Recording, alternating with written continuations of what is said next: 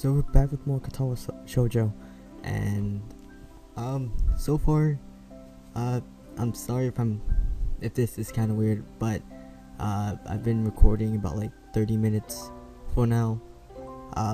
Not sure if I kind of cut off from time to time. Expect that a lot, and sometimes this could be shorter. So in the previous part, we received a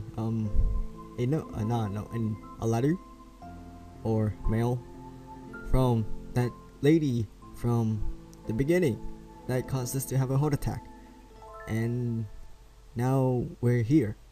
I don't know why we're in the gardens, but okay. The smell of the gardens is, as always, a very pleasant sensation. Some of the most visible signs of how well-funded the school is, aside from its sheer size, are the expanse and conditions of the grounds. Okay, I think my mouse is like really loud. A good number of students can be seen eating lunch, chatting, and playing on the bright green lawns. Who does that? Oh wait, no, never mind. Even some of the staff is enjoying the summer here, keeping watch over the students and idly? Is it idly? I say it's idly walking along in the long concrete paths. I've never seen a sight like this in my home city. Of course, because it's the city. People don't want to be outside because it's too hot or something. I don't know. One excursions maybe, but certainly never into school or anywhere near where I lived. I'm gonna put a pillow on my back. Yeah. Oh, no. Okay, this is not turning out well. Even the bench I sit on to read is warmer thanks to the summertime sun, reminding me of why I haven't worn the school blazer even once yet. Click. Oh. It says screw you. It says screw you all over. It's just repeating it. You're screwed. Considering this, the sunflowers and splashes of vibrant yellow coloring adorning the paper are quite appropriate for the time. If only the words written on it here as well. Here I was, thinking I'd managed to get over her when this troublesome thing shows up. Dude, she's like, she leaves you in the hospital. Now she wants you back. That's bad. That's bad news. Oh jeez. You're screwed, Hisao. You're certainly screwed. Her handwriting looks vaguely familiar at best, and only now that I see it again. I remember that she used to write in pink pen a lot. She also was always very girly, for lack of better term.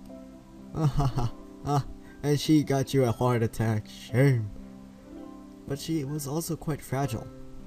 I never knew if I liked this aspect of her or not, though with the arrival of this letter, that question seems to have become largely moot. Moose. The letter begins with not much more than an update of the state of things going on in her life. My old class had a good start in the school year. Many are anxious about the exams that will be coming up in the future. Is that supposed to say etc.? Oh, that's how you say. Oh, that's how it's actually spelled. But it ends on a very personal, if brief, note. It feels a bit like she wrote most of the letter just to try and soften the blow from the ending. Okay, what happened to the text box? I'm scared. I'm scared. Oh god. I wanted to somehow express my feelings, but the right words didn't come to me. I couldn't say anything to comfort you. I am really sorry for not being able to support you when it mattered the most. Even though I like you so much, at least now, finally, I can be more honest. She didn't like you from the beginning. Oh crap, what? I thought that was the end of it. No! If I could go back to those quiet days in February and March, I'd tell you to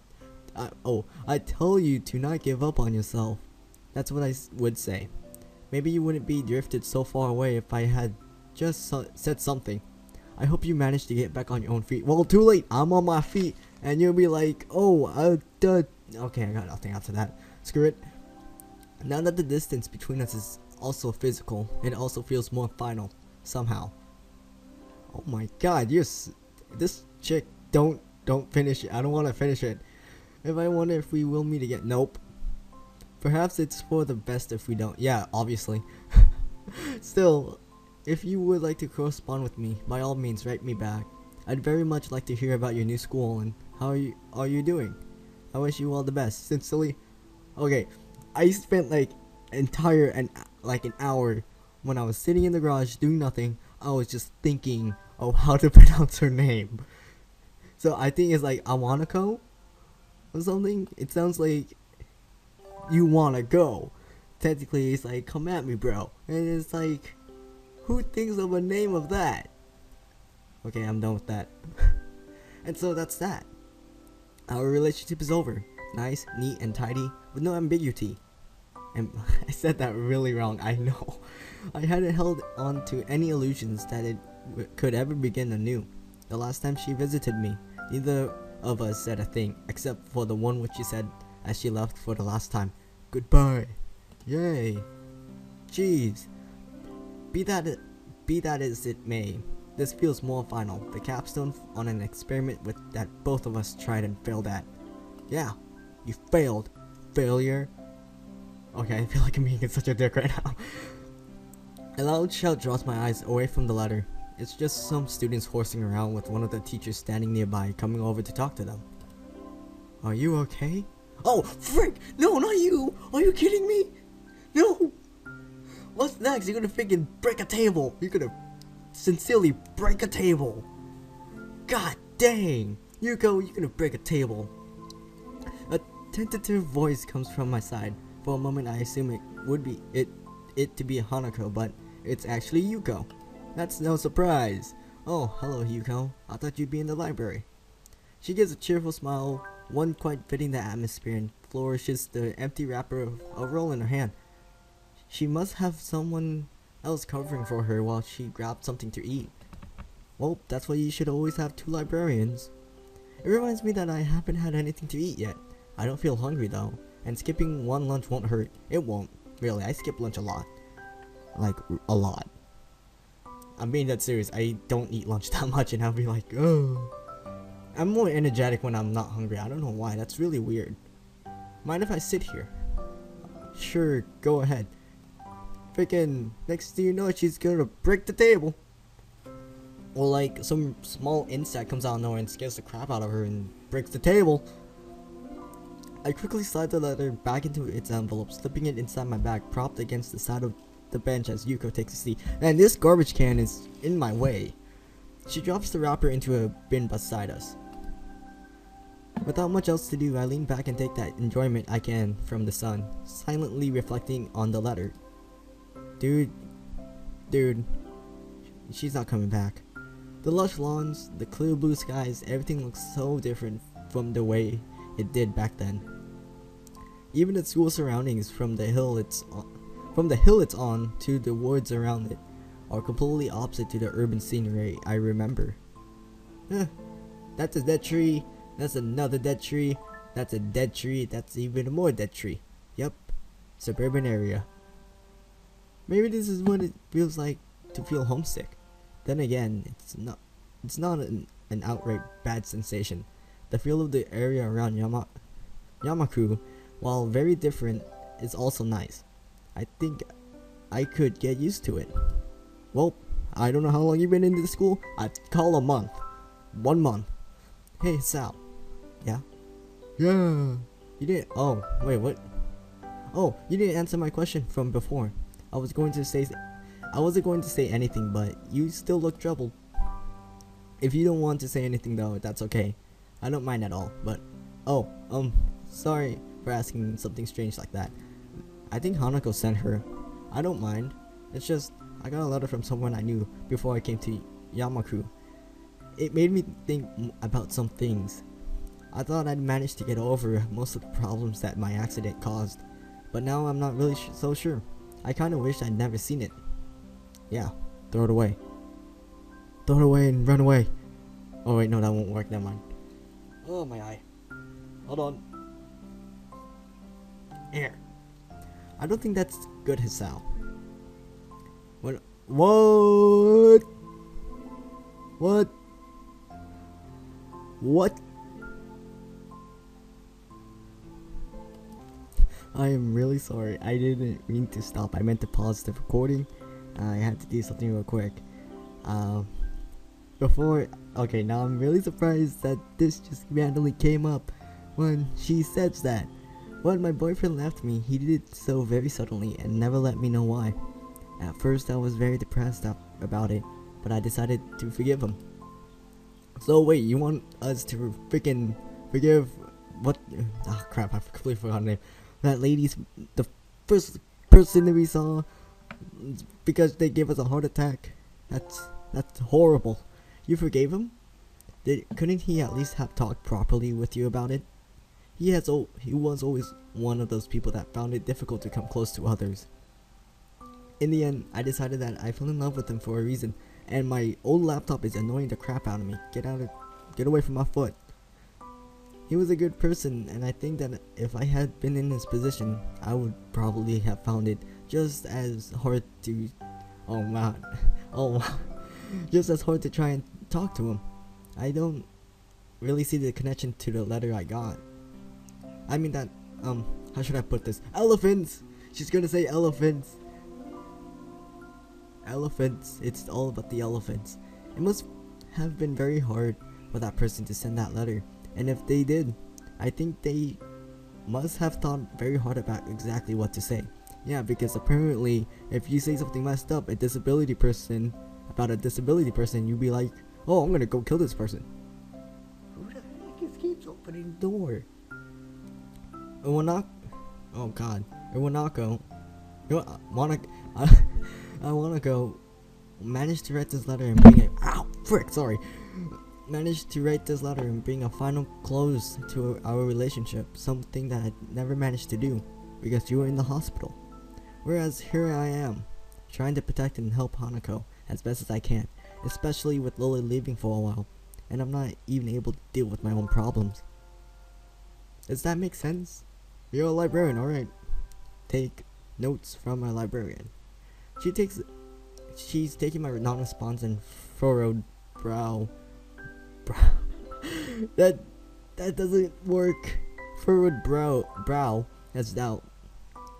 She really reads faces too much, just like a certain other person. Yeah, that makes sense. The letter was just kind of a shock, really. I think I tried to fool myself into thinking that my life reset when I came into Yamaku, but now I'm suddenly aware that it didn't. I'm a bit of a loss about how to deal with these feelings. I think that's something I can't really help you with. Sorry. Well, that wasn't much of a help. It's fine. I think being able to talk with you helped me get things sorted out a bit better in my head, so thank you anyway. She nods and smiles sweetly. Yuko is a nice girl, so it's a shame she's so highly strung so often. Off. That escalated quickly. The school bell ringing out startles us both. I was supposed to be back before the bell. Shame. Oops. She jumps off the bench and almost races off without a second word, but turns on her heel as she remembers she was talking to me just now. I'll see you later, Hisao. Cheer up, okay? I'll try to. Thanks, Yuko. Yay! Well, at least we know that she's not a screw-up from time to time. With a quick bow, Yuko takes her leave and begins to rush to the library. Her flight catches the curious eyes of a few passing students who are enthusiastically unenthusiastically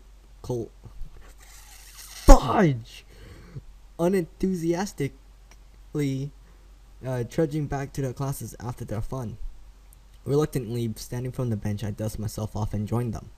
Even while I walk through the gardens back to the main building, the thought of the letter in my bag doesn't stray far from my mind.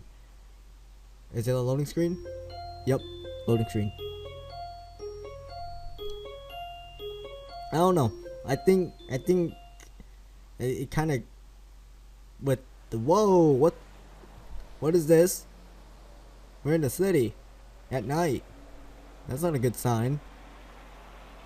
But before I realized the scenery, I kind of think now that it was already cut off with Hisao and what's her face, since The last thing she said was goodbye, and she never visited him ever again in the hospital. So now, it's already been cut off, but I guess that's how I never got over it, I'm guessing.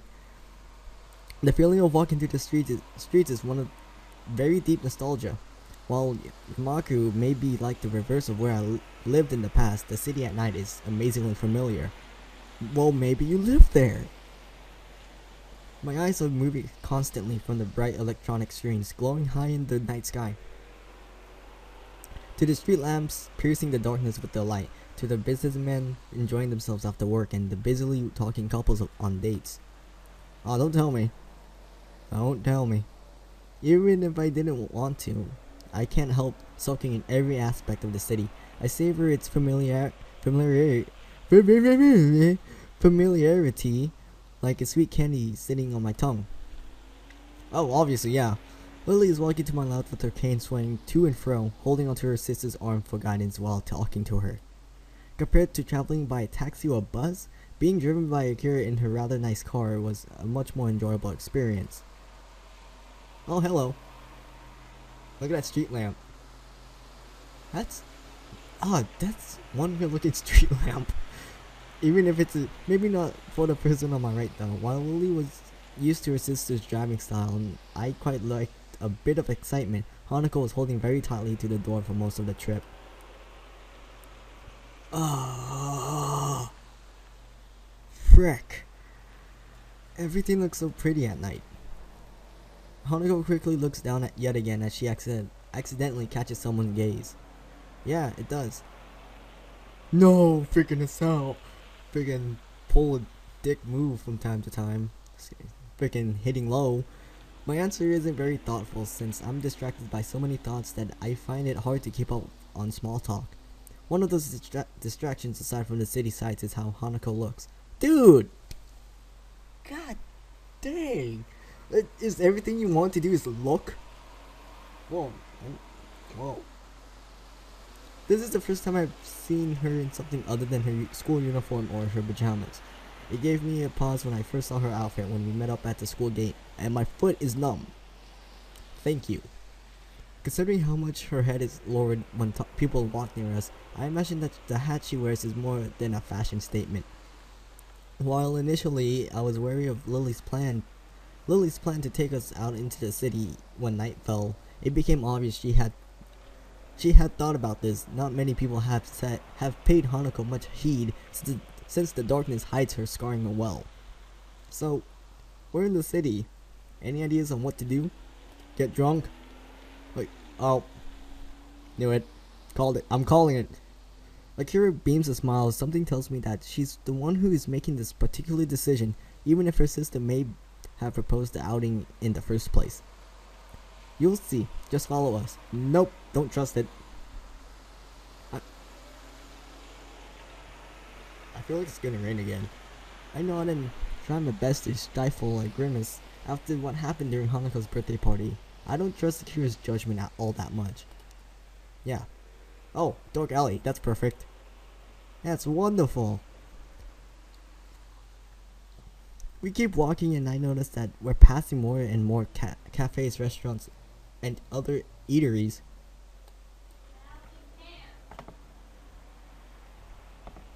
Okay, so every once in a while, a drunken man in a suit comes out of a bar, usually being supported by another. But for the most part, the customers around this part of the city look young and fashionable. That's not good.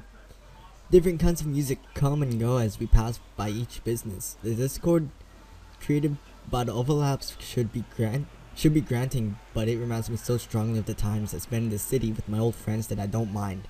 Yeah, so basically you go out and get drunk. Big fan. Hanako and I have started to drift a little apart from Lily and Akira. That comes to a stop when I hear a soft thud from beside me. Sorry. By the time she rights herself from her apologetic bow, the middle-aged businessman she bumped into is walking away with mumbling a half-hearted apology. Oh, what a jerk. What? He's a jerk. Hanako looks a little put off by the experience, and as she quickly skips ahead to match my pace, I notice her head hanging low once more. She's probably bumped into him because she was looking downwards, not where she was going. That's a weird wording. I stepped to the side a little and put one hand on her far shoulder, drawing her closer. It's out. Dude! It's okay. You can walk closer to me if you want. You just okay, never mind.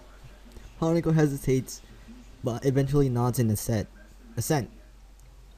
After a couple of times when I thought we had arrived at a curious destination, we reach our target.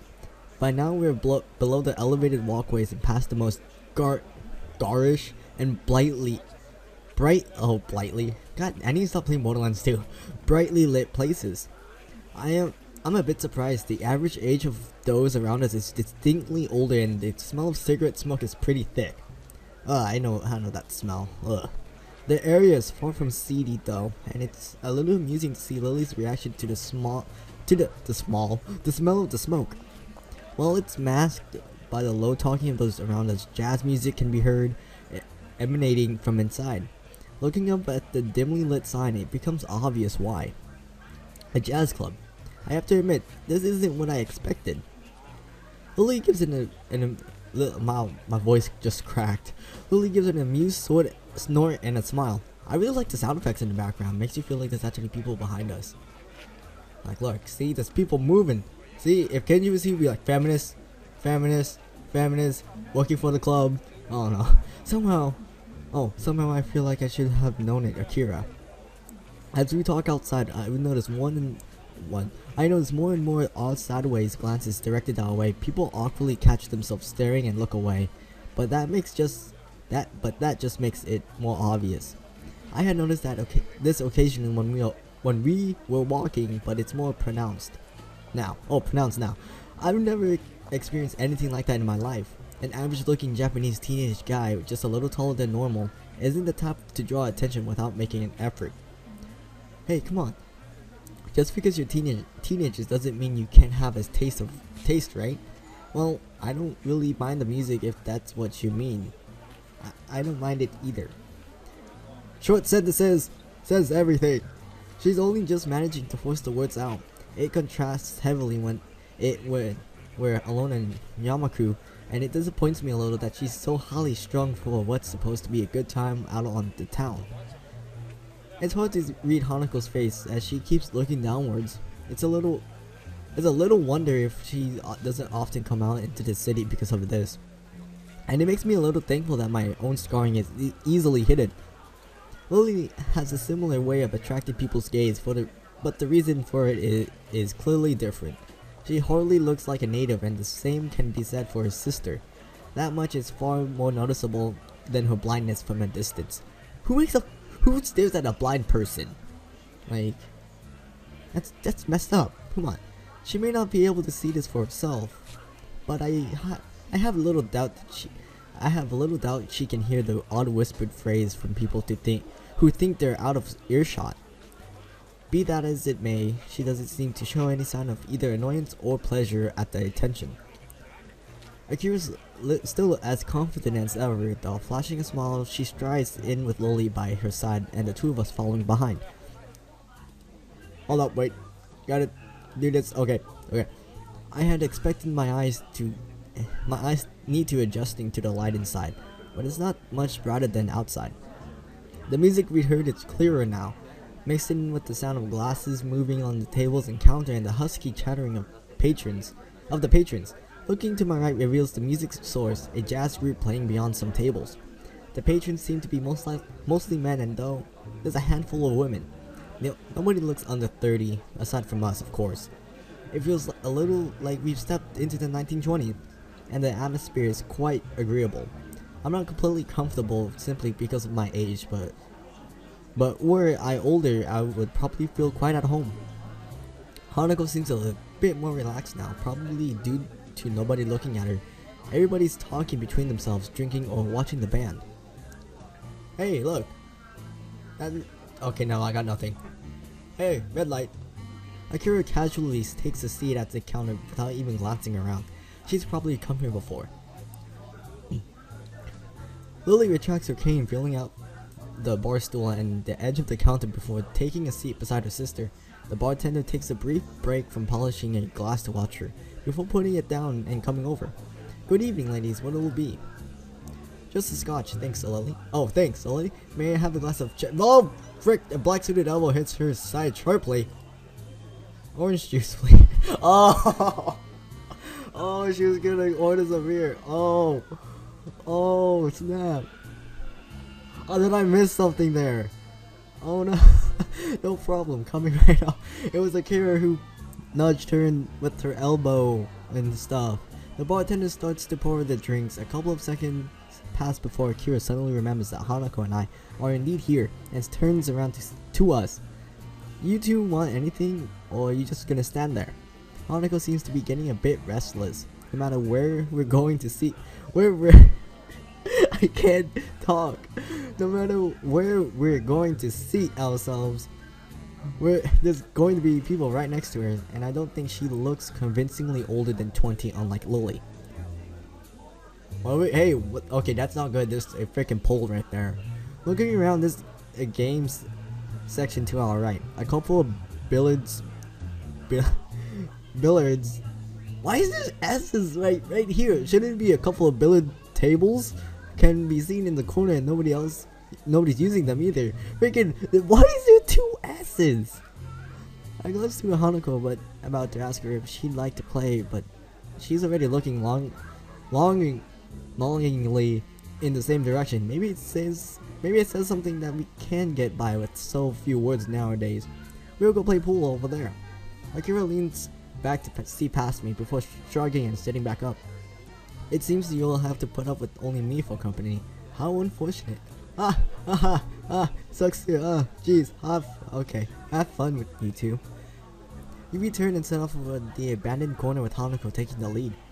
The prospect of a nice, quiet game away from everyone makes her walk noticeably faster. Her eyes stay firmly fixed on her prize. Pool! I'm gonna end it here. And this is number 52. Part 53 will be posted the next day. So have fun, I guess. And don't be a dick like Hisao. Have a good time.